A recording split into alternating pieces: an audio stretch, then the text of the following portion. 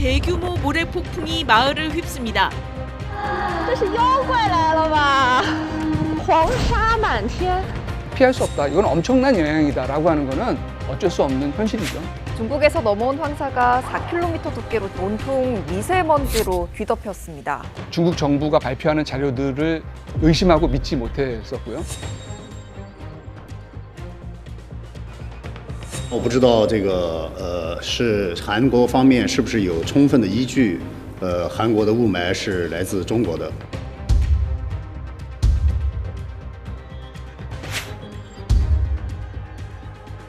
예상 밖의 수치가 확인됐습니다.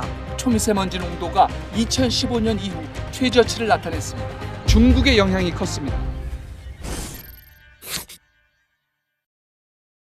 네, 안녕하세요. 특종의 발견입니다. 오늘은 매년 이맘때쯤 상황이 심각해지는 미세먼지 이야기를 해보려고 하는데요.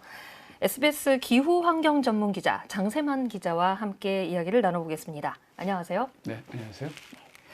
자, 이제 이번 주 초까지 한파가 다 지나가고 이제 슬슬 미세먼지가 올 시즌이잖아요. 최근에 나왔던 기사 보고 저는 좀 깜짝 놀랐어요. 이게 지난해 국내 초미세먼지 관측했던 거잖아요. 초미세먼지 관측 연간 이제 그 조사 결과를 발표한 건데 사실은 이게 저도 개인적으로 참 관심이 컸던 부분이고 국내외의 연구자들도 올해 그러니까 지난 24년에 초미세먼지 상황이 어땠을까라고 하는 게 큰 관심이었어요. 왜냐하면 이제 우리 코로나 때 다들 기억하시겠지만 대단히 깨끗한 공기질을 우리가 좀 누렸지 않습니까? 네네. 그래서 22년도 같은 경우에 연평균 초미세먼지가 한 17.4 마이크로그램을 기록했어요. 네. 그리고 나서 23년도 한 해 지나고 나서는 소폭 상승을 하게 됩니다. 18.2로. 그래서 이게 정말 우려했던 대로 다시 기승을 부리게 되는 걸까 해서 24년도도 어떻게 보면 연구자들 입장에서는 조금 조마조마한 입장에서 기다렸는데 결과적으로는 무려 전년에 비해서 14% 넘게 떨어졌고요. 수치로 치면 15.6 마이크로그램. 그래서 우리가 관측을 시작한 이래 가장 낮은 역대 최저치를 기록하면서 참 다행스러운 결과가 나왔다 이렇게 평가할 수 있을 것 같습니다. 우리 정부는 국내 정책에 효과가 좀 있었던 것 같다. 뭐 국외 유입이 감소했다. 양호한 기상 여건이다. 이렇게 설명을 했는데 저는 가장 주목하고 싶은 게 중국 요인이었어요. 네. 예. 우리는 사실은 7, 80년대 이제 산업화가 이루면서 생각해 보시면은 그때 지금보다 훨씬 더 미세먼지가 심했고요. 네. 우리 아버지 세대 분들이 서울에서 출퇴근하실 때 하얀 와이셔츠 깃이 퇴근할 때 오면은 와이셔츠 새까맣게 먼지가 묻어서 퇴근하고 네. 코 속에서 코를 풀면은 검댕이 나오고 뭐 이런 게 사실은 다반사였죠. 네. 그리고 나서 이제 점차적으로 우리는 이제 감소하던 흐름에 있었고 중국은 뒤늦게 이제 산업화, 공업화가 발동 시동이 걸리면서 2000년대 넘어서면서 이제 문제가 되기 시작했고 2008년, 2010년 이런 무렵에 심각해졌습니다. 네. 그래서 그러나 이제 중국 정부가 발표하는 자료들을 의심하고 믿지 못했었고요. 그래서 베이징에 있는 미국 대사관에서 자기들이 직접 재겠다 그래서 측정기를 갖다 놓고 대사관 안에서 재기 시작했어요. 그랬더니 뭐 지금 기준으로 봐도 어마어마한 양의 미세먼지들이 나오고 그래서 그게 미중 간의 갈등이 되기도 했고요. 더 나아가서 결국 중국 정부도 그거를 더 이상 부인할 수밖에 없는 상황이 되고 그러면서 강력한 미세먼지 저감책들을 시행하게 됐고 그러면서 이제 여러 가지 정책들 이제 석탄을 사용을 줄이고 뭐 가스라든지 석유라든지 이런 연료 전환이라든지 이런 여러 가지 대책을 추진했던 게 사실이고요. 그런 영향들이 이제 나타나고 있다 이런 평가가 나오고 있는 것 같습니다. 우리나라하고도 굉장히 갈등이 이제 외교적 갈등으로까지 번진 상황도 있었잖아요. 그러니까 보니까 2018년, 19년도에서 뭐 한국하고 중국 정부가 뭐 협의체 같은 거 마련해가지고 대책을 같이 논의해보자 이런 자리도 있었었는데 사실 그때 이 중국의 고위 당국자가 이 서울의 미세먼지는 서울에서 나온 거다. 한국의 미세먼지가 중국에서 왔다는 충분한 근거가 있는지 모르겠다. 한국 전문가들의 분석을 못 믿겠다. 이렇게까지 얘기하면서 평상시의 경우 중국 요인이 3분의 1에서 한 50%가량이 중국 요인이다. 그리고 이제 가장 문제가 심한 2월, 3월 이런 때에 고농도 미세먼지가 생길 때는 중국의 영향이 75%까지 올라간다라고 하는 환경부 조사 결과가 있습니다. 그런 의미로 보면 뭐랄까요? 중국의 영향이 우리가 지리적으로 볼 때 피할 수 없다. 이건 엄청난 영향이다라고 하는 거는 어쩔 수 없는 현실이죠. 예. 우리 입장에서 볼 때 분명히 중국의 요인이 크고 그로 인해서 우리 이제 한중의 큰 갈등, 현중 갈등 뭐 이런 것들이 심했잖아요. 뭐 이런 양국 간의 갈등, 뭐 쉽게 말하면은 좀 불가피하다 이렇게 보여집니다. 예. 이번에 중국의 저감책이 통했다. 뭐 이게 정말로 효과가 있었다라는 게 어떻게 보면은 중국이 이렇게 하니까 되더라. 그러니까 저도 참 궁금한 부분이었어요. 중국이 그동안 2013년부터 해서 엄청나게 많은 미세먼지 저감 대책, 대기오염 저감 대책, 저감과 관련된 여러 가지 법률들을 막 쏟아내 왔습니다.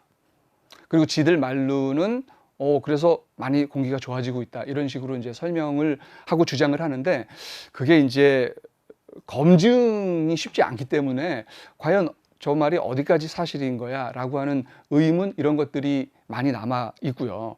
그래서 저도 이번 계기로 해서 좀 이제 찾아봤더니 마침요 한국하고 중국이 공동으로 연구한 결과들이 있습니다. 중국 과학원하고 우리나라 서울대 연구팀이 합동으로 조사를 했고 그래서 실제 베이징과 서울 두 곳에다가 초미세먼지 이 측정 장치를 설치를 추가로 했어요. 그랬더니 양국 모두 상당하게 둘째 해에 미세먼지 초미세먼지 농도가 낮아졌다.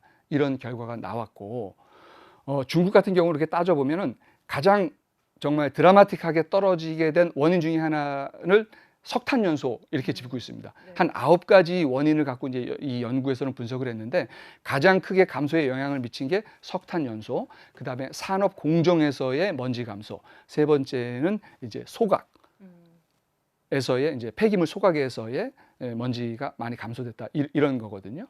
그런데 2013년에 시진핑의 이 맑은 공기를 위한 여러 가지 대책을 통해서 석탄을 대대적으로 연료전환을 많이 이뤄냈고 이걸로 인한 미세먼지의 감소 효과를 우리 이 공동 연구진이 따져보니까 1차 연구가 20년 겨울에 비해서 21년 겨울에 무려 한 98%가 감소했다라고 하는 게 한국과 중국의 연구진이 공동으로 연구해서 국제 저널에 발표한 내용입니다. 산업계에서도 좀 많이 변화가 보이긴 하더라고요. 정말로 전기차 네네. 전환율이 빠르잖아요. 방금 말씀드렸던 이제 석탄연소 이런 것들이 이제 가장 큰 요인 중에 하나였고 지금 말씀하신 대로 전기차 있지 않습니까? 지금 전 세계 전기차 제일 많이 파는 회사 어디죠? 비아디입니다. 예? 테슬라를 제치고 세계 제1의 전기차 회사가 중국 회사가 됐어요. 중국은 끊임없이 지금 어마어마한 연간으로 보면 지금 신규 판매되는 차종의 거의 뭐 30%가 전기차 중국 내수에서 보면은 그러니까 그 전환이 무서운 속도로 이루어지고 있는 거고 그걸로 인한 미세먼지 저감도요. 그 논문에 보면은 차량의 전동화를 통해서 기존에 발생하던 거에 비해서 한 30-40%의 먼지 저감 효과가 생기고 있다. 이렇게 평가하고 있습니다.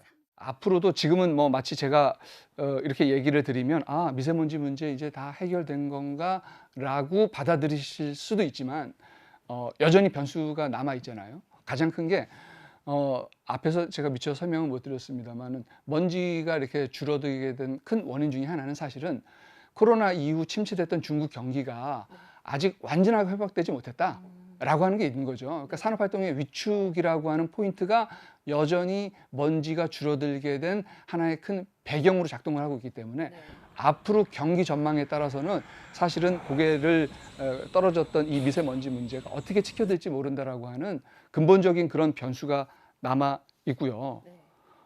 또 이제 물질별로도 보면 그동안은 우선적으로 먼지를 저감할 수 있는 손쉬운 대책들을 우선적으로 썼지 않습니까? 그런데 아직도 중국 먼지 뭐 많이 떨어졌다고 해봐야 작년에 얼마였죠? 42.2 마이크로그램 정도 나왔거든요. 그러면 우리가 국내에서 아까 말씀드렸던 게 15면 여전히 한 3배 정도 이상 되는 거예요. 중국의 상황이. 그리고 WHO가 말하는 권고 기준은요. 연간 단위로 5 마이크로그램입니다. 그럼 우리도 여전히 연간 단위로 볼 때 세계보건기구가 말하는 안전하다라고 하는 권고 기준에 비해서는 3배가량 높은 먼지 상황 속에 살고 있는 거고 중국은 사실은 그거에 비해서 한 8배 되는 거죠.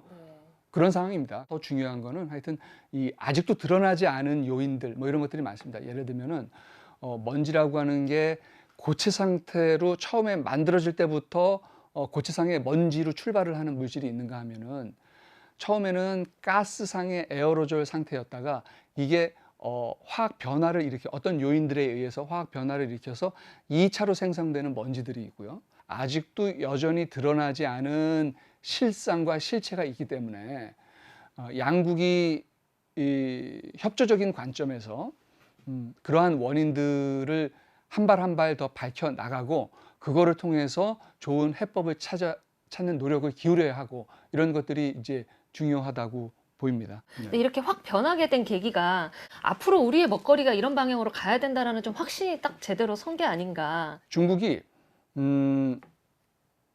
지금 이제까지의 국제적인 질서에서 탄소 중립을 앞서갔던 주요 축을 따지고 보면은 유럽하고 미국이었죠. 네.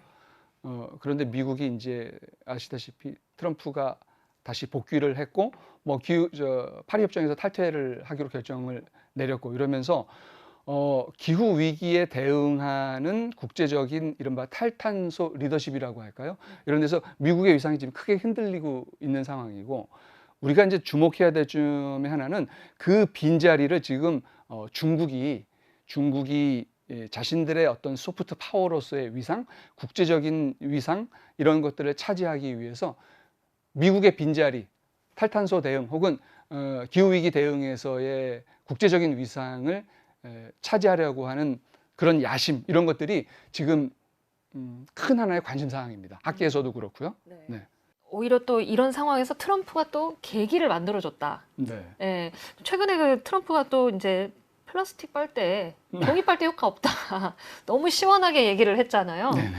지난 연말에 사실 국내에서 국제적으로 큰 행사가 열렸어요. 국제 플라스틱 국제 협약을 위한 이제 INC라고 하는 협상장이 부산에서 열렸었는데요. 그러니까 이제 플라스틱의 문제가 우리 환경 오염 폐해가 여러 이제 심각하게 지적이 됐고 이건 역시 한 개별 나라가 노력한다고 되는 게 아니고 결국은 이게 바다 해양으로 흘러들어서 전 세계에 피해를 미치는 것이기 때문에 단순히 재활용이라든지 폐기할 때의 규제를 넘어서 아예 물질을 생산할 때부터 생산 총량을 정한다든지 이런 규제를 해야 된다라고 하는 공감이 커지면서 바로 이제 그런 부분들이 가장 큰 쟁점이었는데 중국은 역시 개도국의 대표로서 또 산유국들과 입장을 같이 해서 이렇게 생산량을 통제한다는 거에 대해서 이제 반대할 거라고 예상을 했었는데 그런 예상과 달리 현장에 나타난 중국 대표단이 대단히 선진국 그룹의 우호적인 스탠스로 전환을 했었습니다. 이렇게 소프트 파워로서의 중국이 국제적인 위상과 어떤 자신들의 새로운 리더십을 만들어가기 위한 노력이 이런 플라스틱 같은 물질에서도 두드러지고 있다. 그거에 비하면 이제 트럼프는 정반대의 길로 가고 있고 어떤 귀결이 날지는 뭐 저도 궁금합니다. 앞으로도 중국의 기조가 좀 이런 식으로 계속 나갈 수 있게? 우선은 지금 단계에서 예단을 하기는 어렵겠지만 아까도 말씀드렸듯이 이제 기후 위기를 둘러싼 탈탄소 리더십에 대해서 중국이 뭐라고 할까요? 자신들의 입지를 늘려 나가고자 한다면 아마 이런 흐름들이 적어도 당분간은 더 유지될 수 있지 않을까. 또 하나 이제 태양광 및 풍력. 네. 중국에서 지금 태양광도 발전량이 엄청나게 크게 늘고 있고요. 네. 풍력도 크게 늘고 있고요. 더 나가서 이 산업 기반이 되고 하는 이 밸류 체인을 거의 태양광의 기본적인 원료가 되는 이 폴리실리콘이라는 거 있지 않습니까? 그 원료 물질의 생산부터 시작해서 이 태양광 판넬, 모듈 그리고 풍력에서 말하는 여러 가지 이 장비들을 생산하는 기술이라든지 시장이 지금 중국이 거의 세계 시장을 가장 압도하고 있는 그런 상황입니다. 사실은 그러니까 단순히 에너지 전환을 한다, 탄소 중립을 한다는 걸 넘어서 이게 다 이제 기후 테크라고 하는 산업하고 연결이 되지 않습니까? 그러니까 미래 먹거리라는 측면에서 볼 때 이 탄소 중립과 연결되는 기후 테크 쪽에서 중국의 부상이 놀라운 정도로 이루어지고 있고 그에 비하면 우리는 상당히 좀 우려스러운 상황이기도 하고요. 물론 뭐 다른 주제긴 합니다만. 네, 오늘 말씀은 여기까지 듣겠습니다.